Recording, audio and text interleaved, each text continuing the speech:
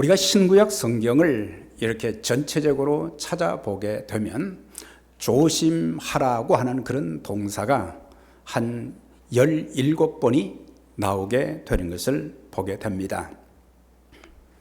구약의 지도자였던 모세는 그 백성들에게 너희는 조심하여 너희를 애굽 땅 종되었던 그곳에서 인도해 내신 여호와의 은혜를, 여호와를 잊지 말고 그렇게 권고를 했고, 모세의 뒤를 이은 여호수아 역시 인생의 마지막 임종을 앞두고 그는 그 백성들에게 이렇게 부탁을 했어요.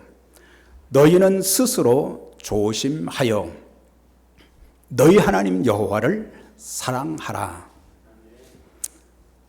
또한 그 후에 그 민족의 지도자가 되었던 다윗은 내가 내 행위를 조심하여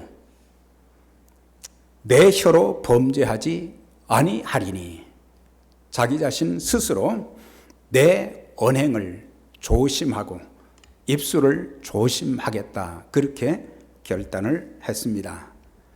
신약에 와서 우리 주님께서는 말세의 징조를 마태복음 24장에서 말씀하시면서 마지막 때가 되면 기근과 지진이 있게 될 뿐만 아니라 또한 이제 사단의 미혹이 많게 될 것이다, 그걸 경고하면서 너희는 스스로 조심하라, 미혹에 빠지지 않도록 조심하라, 그렇게 말씀을 해 주셨습니다. 또한 사도 바울은 믿음이 연약한 자들이 나로 인해서 시험에 들게 될까 봐, 시험에 들면 안 되니까 내 자신을 조심하라 그랬어요. 선질로 생각하는 자 넘어질까 조심하라. 또한 내가 다른 성도들에게 폐를 끼치지 않기 위해서 나는 조심하고 또 조심하겠다. 갈라디아 교회, 고린도 교회 성도들에게는 만일 서로 물고 먹으면, 물고 뜯으면 피차 멸망할까 조심하라. 그 외에도 많이 조심하라고 하는 그런 동사가 많이 나옵니다만은, 정리를 하게 되면 하나님과의 관계에서는 우리가 하나님께 받은 은혜가 너무너무 많다고 하는 사실이에요. 하나님 한 번도 나를 실망시킨 적이 없고 공평과 은혜로 나를 지키셨고, 지나온 모든 세월들 돌아보면은 하나님의 손길, 하나님의 은혜가 아닌 것이 하나도 없다. 그 은혜를 베푸신 하나님을 잊지 말아야 된다. 그리고 입술로 범죄하지 말아라. 이스라엘 백성들 삶 속에 입술의 범죄가 가장 컸고, 그 입술의 범죄로 인해서 결국에 약속의 땅에 들어가지 못하고 광야에서 전부 다 엎드려져 죽은 것을 보게 될 때에 그것이 거울이 되고 교훈이 되었다. 다시 말하면 원망과 불평하는 말을 조심하라. 하나님을 향해서 감사의 말을 해야 되고, 네, 감사의 찬송을 드려야 되고 감사의 기도를 드려야 되고, 그런데 사람들이 받은 은혜는 기억하지 못하고 조금 힘들고 어려우면 늘 원망하고 불평하는 그런 모습들 때문에 그 인생이 활짝 펴지 못하고, 네, 참 망하는 그런 모습을 보기 때문에 하나님과의 관계에서 중요한 것을 이제 조심하라. 인간관계에 있어서도 내 말과 내 행동이 다른 사람들을 실족시키거나 다른 사람들에게 상처를 주는 것을 조심하라 그랬어요. 나는 전혀 그것을 느끼지 못하는데 나 때문에 다른 사람들이 상처를 받는 경우들이 굉장히 많고, 다른 사람들이 실족하는 그런 경우들이 참 많은 거예요. 나는 내가 의도한 바는 아닌데 어떻게 하다 보니까 그 사람들이 상처를 받는데, 그래서 우리가 늘 그것을 조심해야 된다. 또 믿음의 사람들끼리는 서로 사랑하고 서로 세워주고 서로 축복하는 그런 관계가 되어져야 되는데, 다른 사람들을 자꾸 비판하고 깎아내리는, 그렇게 하다 보면은 서로 피차 물고 뜯으면 둘 다 망하게 되는다. 그래서 그런 것들을 조심하라고 하는 거예요. 부부관계도 마찬가지죠. 성도들과의 관계도 마찬가지죠. 마귀와의 관계에서는 미혹을 받지 않도록 조심하라 그랬어요. 그래서 사탄은 우는 사자와 같이 삼킬 자를 매일 매순간 두루 찾고 있기 때문에, 또 우리에게 어떤 때는 위험스러운 요소로 우리를 두렵게 하기도 하지만은 우리의 눈에 보기에 좋은 것으로, 또 듣기에 좋은 것으로, 달콤한 것으로 유혹을 해서 우리가 마귀의 미혹에 빠져서 마귀의 종로로 타는 그런 삶이 될 수도 있기 때문에 우리는 조심해야 된다. 오늘 여호수아서 9장을 보면은 여리고성과 아이성을 정복한 이스라엘의 군대는 에발산에서 예배를 드렸다. 지난주에 그랬죠? 에발산에서 예배를 드렸고, 저주의 산에서 예배를 드렸고, 그 다음에 또 한 가지는 뭐예요? 그리심산과 에발산 사이에서 중앙에 법궤를 맨 제사장들을 거기에 세워놓고 율법의 말씀을 다 전했다.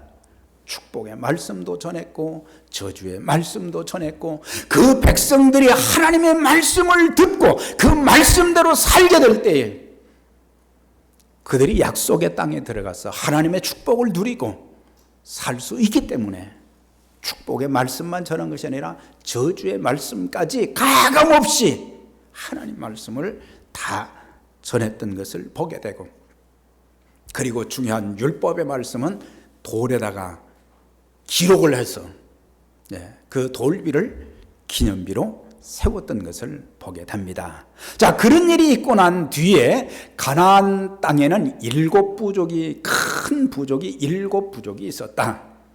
근데 그 중에 6개의 부족이 이스라엘 백성들이 지금 그리심산과 에발산에서 지금 예배도 드리고 율법을 오랫동안 낭독하는 그런 이제 과정을 지켜보면서 이때 우리가 공격을 해야 되겠다. 그래가지고 연합군을 형성해서 공격을 하게 된 거예요.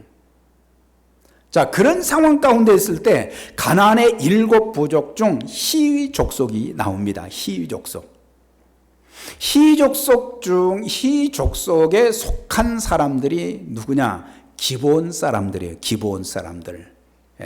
기브온 사람들. 그러니까는 가나안 땅에 속한 7부족 중에 히위족에 속한 기브온 주민들이 하나님께서 그동안 이스라엘 백성들에게 행하신 하나님의 일들을 소식을 다 듣게 된 거예요. 어떤 소식을 들었어요? 강대국 애굽에서 그 백성들을 하나님이 끌어내 주셨고, 홍해바다도 육지처럼 건너게 되었고, 또한 광야의 생활을 하는 동안 아말렉 쪽이 공격해 왔을 때 하나님께서 이제 그 아말렉 쪽을 물리쳐 주신 것, 요단강을 건넌 것, 여리고성을 정복한 것, 아이성을 정복한 그런 내용들을 다 듣고 나니까 두려운 마음이 생겼어요. 우리가 만약에 저들을 대적했다가는 우리도 죽게 되겠다. 그래서 히위 족속 중에 여러 이제 부족들이 있지만 그 중에 기브온 사람들은 꾀를 낸 거예요. 우리가 안전하기 위해서는, 우리 부족이 안전하기 위해서는 저 사람들과 화친을 해야 되겠다.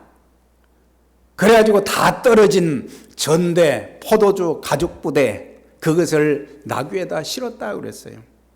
다 떨어진 옷을 입고 신발도 다 떨어진 거, 그 다음에 이제 떡이 곰팡이 나서 말라가지고 멀리서 온 것처럼 속여서 여호수아와 지도자들에게 와가지고 우리는 당신들의 종이 될 것이니 우리와 화친을 합시다. 처음에는 여호수아와 지도자들이 가만히 보니까 멀리서 온 사람들은 아닌 것 같아. 가까이서 온 것 같다. 이 지역에 사는, 가까운 거리에서 사는 자들인 것 같은데, 그랬더니 그 사람들이 한 발 더 나가서 우리와 화친하면 우리는 당신들의 종이 되겠습니다. 오늘 여기서 여호수아와 지도자들은 조심하지 않았어요.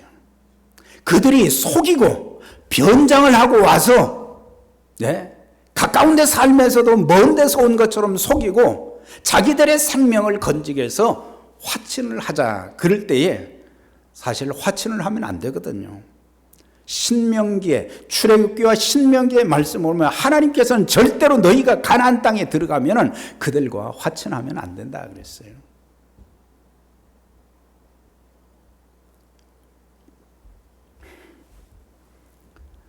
그런데 그들이 생각할 때, 야, 그래도 그 사람들을 우리 종으로 부린다면 우리한테 얼마나 도움이 될까? 눈앞의 이익만 생각하고 화친을 맺은 거예요. 큰 실책을 범하게 된 것입니다. 나중에 사흘 만에 그들이 시족 중에 기본 사람들이라는 것을 알게 된 거예요. 이렇게 화친을 맺음으로 인해서, 큰 실책을 범함으로 인해서 그들은 하나님의 말씀에 불순종하는 죄를 지은 거예요. 불순종하는 죄가 가장 큰 죄거든요. 십계명의 율법을 보면 하나님을 향한 계명과 사람에게 주어진 그 계명들은 반드시 지켜야 된다. 그래서 가장 큰 저주가 뭐냐? 하나님 말씀을 지키지 아니하면, 하나님 말씀을 불순종하면 들어가도 나가도, 성읍에서도 들에서도 다 저주를 받게 된다. 축복을 받아야 될 백성들이. 그들을 저주하기 위해서 그렇게 많은 저주라는 단어를 쓰신 게 아니에요. 그들로 하여금 순종하는 자들이 되도록 하기 위해서 아주 강하게 톤을 높여서 말씀하신 것이 신명기 28장의 말씀이에요. 그 말씀에 불순종함으로, 화친을 맺음으로 사사시대, 여호수아가 죽고 난 이후에 사사시대에 그들은 가나안의 부족들과 끊임없는 전쟁을 하게 되었고, 사사기서를 읽어보세요. 그 백성들이 가나안족을 섬기는 노예처럼 조공을 바치고 많은 어려움을 겪게 된 거예요. 하나님의 말씀, 하나님께서는 미래를 내다보신 거예요. 그 백성들이 이런 삶을 살아서는 안 되기 때문에 강력하게 말씀하셨는데, 출애굽기 23장에 보면, 출애굽기 20장에 보면 10가지 계명, 10계명에 대한 말씀을 주셨어요. 그러면서 이제 여러 가지 율법, 또 사회적인 도덕법을 쭉 말씀하시다가 하나님께서 직접 말씀하신 것이 뭐냐면 경고의 말씀을 주신 거예요. 내가 내 사자를 너희 앞서 보낼 것이다. 너희 사자가 너희 가는 길을 지켜주고 보호해 줄 것이다. 그리고 너희가 그 땅에 가서 거주하게 될 때에 유념해야 될 3가지가 있다. 그게 뭐냐? 가나안족에 신을 섬기지 말아라. 가나안 땅에는 다신교를 섬기는 족속들이 많았단 말이죠. 그러니까 여러 가지 많은 신들을 자칫 잘못하면 하나님 대신에 그들을 섬길까 두려워서 절대로 그들을 경배하면 안 된다. 그 다음에 그들의 삶의 행위를 절대로 본받으면 안 된다. 그 사람들의 라이프 스타일을 본받지 말라 그랬어요. 오늘 교회 생활을 하면서도 우리는 세상 사람들의 라이프 스타일을 좋은 것으로 받아들이고 부러워할 때가 적지 않을 때가 있어요. 야, 저렇게 살면 얼마나 행복할까? 여러분, 행복한 것이 절대 아니에요. 예수 안에서, 하나님 말씀 안에서 사는 것이 가장 큰 축복인 줄 여러분들이 알아야 되는 거예요. 예. 처음에는 달콤하고 좋은 것 같지만 그들의 일생은 나무나 풀과 집과 같이 그런 건물로 지은 집은 말이죠, 불에 타버리면 아무것도 남는 것이 없다는 것은 하나님께서 인정하지 않는다는 것을 말해주고 있어요. 그러나 금이나 은이나 보석으로 집을 지은 사람들은 하나님 앞에서의 진실된 믿음과 행함을 통해서 하나님이 주실 상급이 있기 때문에 그것만이 남는 거예요. 마지막 때 주님이 이 땅에 재림하실 때에 그때 첫 번째 일어나는 일이 뭐예요? 심판이에요. 불의 심판이에요. 다 타버려요. 바벨탑처럼 쌓아놨던 그런 모든 것들이 다 사라져버린다는 말이죠. 두 번째는 믿는 자들을 주님께서 어떻게 하십니까? 이제 공중으로 불러 올리시고 주님과 함께 천국에서 영원히 살 수 있는 그런 축복을 주신다고 말씀을 해 주셨고 약속을 해 주셨어요. 그래서 절대 그들을 본받지 말아라. 그들이 말하는 것, 그들이 행동하는 것, 그런 것들을 절대로 본받지 말아라 이거예요. 그 다음에 또 한 가지는 그들과 언약하지 말아라. 약속하지 말아라. 화친을 청하지 말아라. 이미 하나님께서 출애굽기 23장을 통해서 말씀을 주셨는데 그들은 세월이 지나면서 그걸 잊어버리게 된 거예요.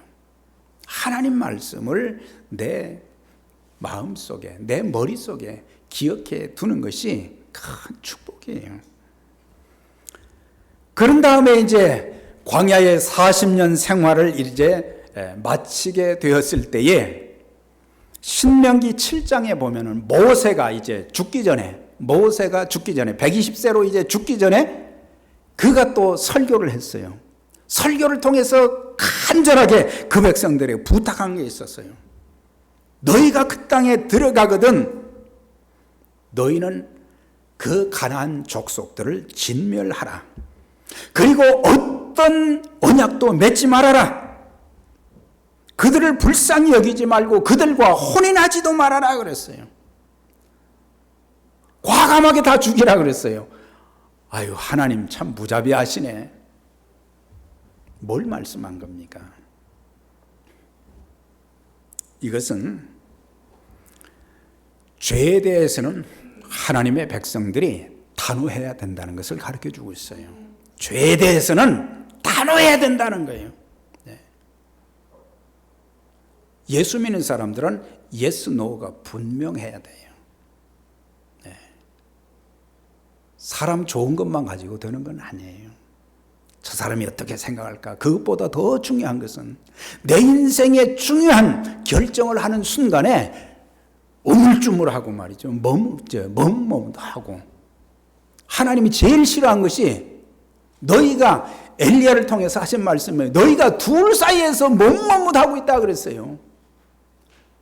이쪽이 유리할 것 같으면 하나님 편에 붙고 저쪽이 유리할 것 같으면 저쪽에 가서 붙고 서고 말이죠. 죄에 대해서는 우리는 단호해야 된다. 그걸 말씀하는 거예요. 왜? 죄는 우리의 영혼을 파괴시키고 우리의 인생을 파괴시키는 그런 일이 되기 때문에 절대로 죄와는 타협을 해서 안 된다. 그걸 말씀하는 거예요. 사실 우리가 살면서 하나를 죄 지는 사람들 보면 하나를 용납하게 되면 그 다음부터 계속해서 죄를 용납해요. 그래서 이 범죄자들, 감옥에 있는 사람들 보면요,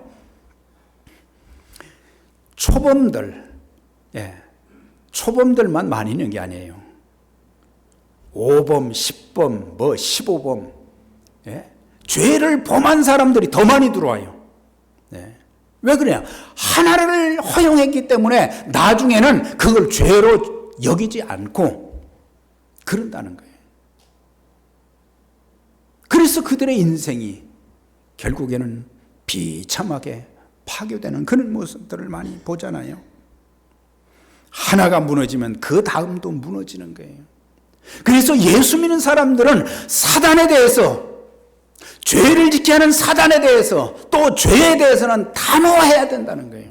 이것이 하나님 뜻이 아니면 하나님 기뻐하지 않는 일이라면 우리는 노할 수 있어야 되는 거예요. 그 사람이 아무리 나한테 친해도 교회 생활을 하면서도 마찬가지예요. 사람 편에 서지 말고 하나님 편에 서야 되는 거예요. 언약하지 말고 혼인하지 말라는 건 결혼하지 말라는 그 의미가 아니라 우상을 섬기는 사람들과 결혼을 하다 보면은 나도 모르게 우상 숭배자가 될 수 있기 때문에 그래서 그들과 혼인하지 말라. 그래서 결혼 문제를 믿는 사람들은 안 믿는 사람을 이제 결혼을 통해서 예수 믿게도 해야 되지만 그런 경우는 어렵기 때문에 그래서 믿는 사람들과 같이 멍에를 같이 할 사람들과 결혼하는 것이 중요하다. 하나님은 그 백성들이 약속의 땅에 들어가서 하나님의 택한 백성답게 살기를 원하셨어요. 하나님의 기대가 있었을 거 아니에요. 왜 하나님이 하나님의 형상을 따라서 사람을 지으셨습니까? 하나님이 아브라함 한 사람을 선택하시고 그 민족에게 주실 그 축복을 늘 기억하면서 이 백성들이 내 백성인데 내 백성답게 살고 내 백성들을 통해서 하나님의 이름이 전 세계에 전해지기를 바라는 그런 기대감이 있으셨는데 하나님의 기대와는 빗나간 그들이 축복받는 삶을 살기를 원했는데 하나님의 축복을 받지 못하고 잘못되어가는 그 백성들을 참 보면서 그럼에도 불구하고 하나님은 그들을 계속해서 축복하시는 은혜의 하나님, 사랑의 하나님인 것을 보게 돼요. 민수기 6장 24절 이하에 쭉 보면은 아론, 대제사장 아론이 축도하는 내용이 나와요. 거기에 그 축도가 세 가지라. 거기에 대해서 이제 말씀을 드렸잖아요. 그런데 그 축도를 통해서 보면 삼위 하나님의 사역이 여기에 나와 있는 것을 보게 돼요. 여기에서는 여호와 하나님의 이름을 3번이나 썼어요. 그러나 첫 번째 여호와는 성부 하나님의 사역을 여기서 말씀해 주고 있어요. 그게 뭐냐? 여호와는 내게 복을 주시고 너를 지키시기를 원하며 그것은 성부 하나님의 사역이에요. 하나님은 우리를 지키시고 축복해 주시기를 원하시는 하나님이시다. 그 다음에 여호와께서는 내게 얼굴빛을 향하여 드사 은혜 베푸시기를 원하시며 이거는 성자 하나님의 사역을 말해주고 있어요. 다시 말하면 대속과 구원의 은총, 우리 죄를 대신해서 십자가를 지시고 죽으시고 그 다음에 그분이 부활하심으로 말미암아 우리에게 생명과 영원한 소망을 주신 성자 하나님 예수 그리스도의 대속의 은총, 구원의 은총, 그 축복을 받기를 원한 거예요. 그 다음에 내게 평강 주시기를 원하노라 할지니라.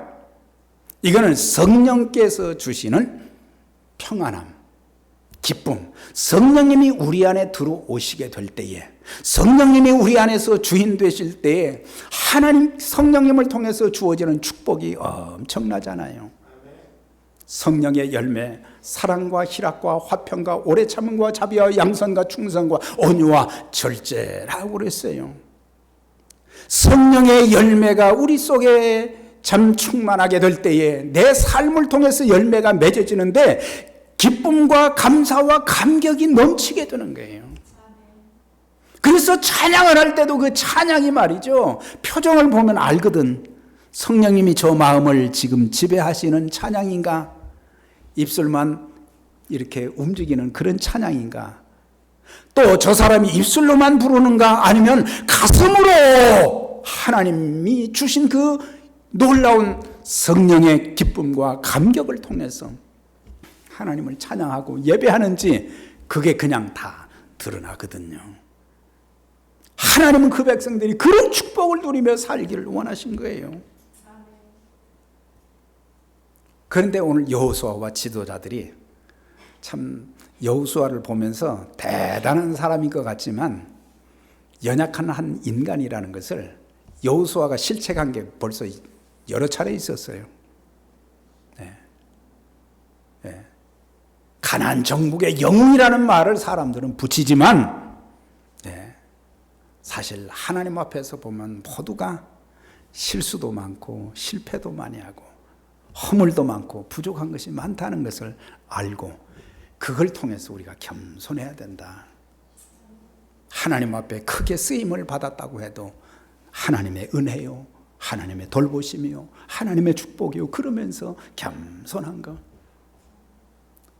그들의 실책 몇 가지가 이제 쭉 본론으로 이렇게 쭉 나오는데 시간이 다 됐어요. 여러분들이 여호수아서 9장을 한 주 동안 잘 여러 차례 읽으시고 묵상하면 이제 말씀을 더 깊이 바르게 깨달을 수 있고 우리의 신앙과 삶이 달라지는 그런 역사가 있게 될 것이고 이제는 방심하지 않고 조심하면서 하나님의 사람으로 그렇게 쓰임받게 될 것인데 이 놀라운 은총과 축복이 여러분들의 삶 가운데 늘 같이 하시기를 주의 이름으로 축원합니다.